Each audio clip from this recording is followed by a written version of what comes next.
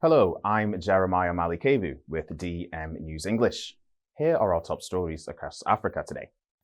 Israeli President Isaac Herzog has made his first ever visit to Zambia, marking a historic moment in relations between the two nations. Herzog met with President Hakainde Hichilema to discuss cooperation in agriculture, technology, and regional security. The visit comes as Israel seeks to strengthen ties across Africa, part of a broader and diplomatic outreach to counter growing Iranian and Chinese influence on the continent. Zambia hailed the visit as a step toward deeper bilateral engagement, with both leaders pledging to boost trade and the development partnership in the years ahead.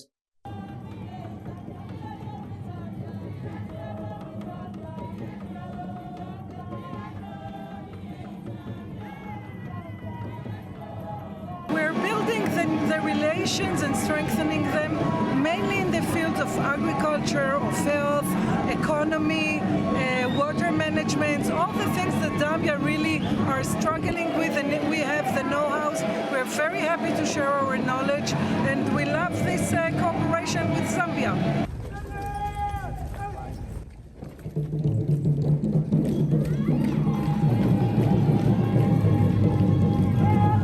Today it's a very exciting day. For the first time, Israeli president is landing in Zambia. It's the first presidential visit to Zambia. It's very important for us. It's a reciprocal visit to the visit of His Excellency President Hakainde Hichilema to Israel 2.5 years ago. And it just shows the strengthening of bilateral relation between the two countries.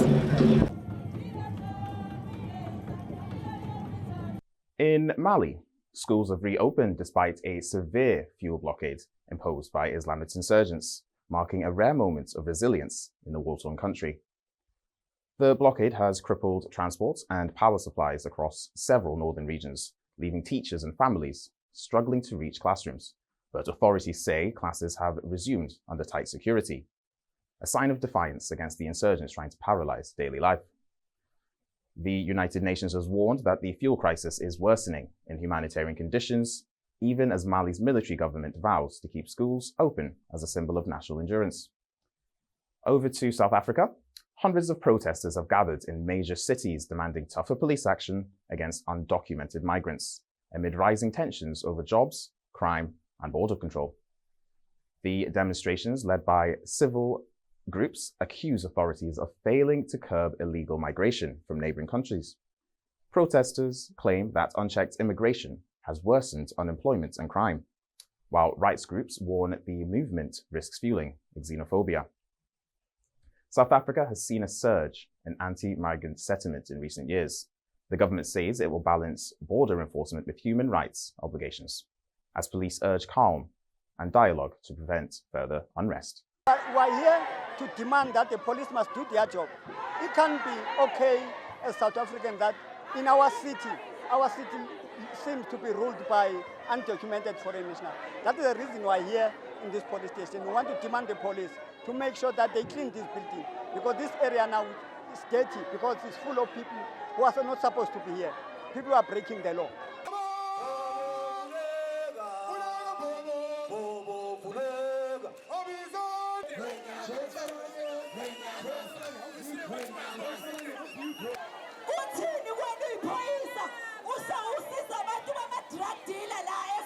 They're becoming comfortable, they're becoming brazen, and we have a country where everyone is on autopilot because we don't have leaders.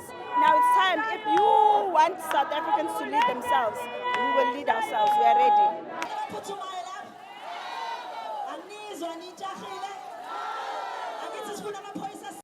Over to East Africa. 2 Kenyan human rights activists have been freed after spending 39 days in detention in Uganda.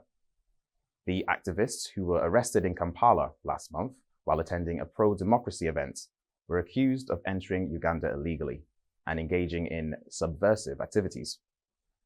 Rights groups condemned the arrests as politically motivated, saying the pair were targeted for criticizing President Museveni's government. Their release follows intense diplomatic pressure from Nairobi and advocacy by international organizations. The case has reignited calls for stronger protections for activists working across East Africa.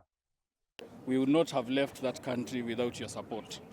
Support of the family, support of the Free Kenya movement, support of the civil society, and support of every Kenyan. That is the best pocket ever.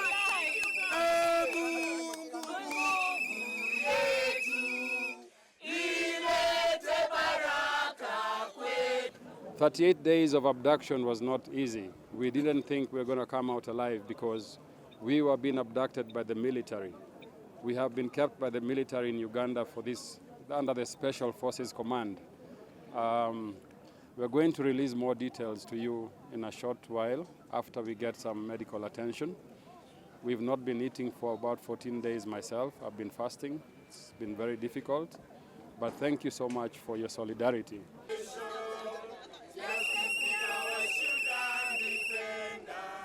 It is out of the negotiations and the discussions that took place at the very highest levels of the two governments plus the former president that we have had the two, Bob Njage and Nick Oyor, return to Kenya in the way that they are.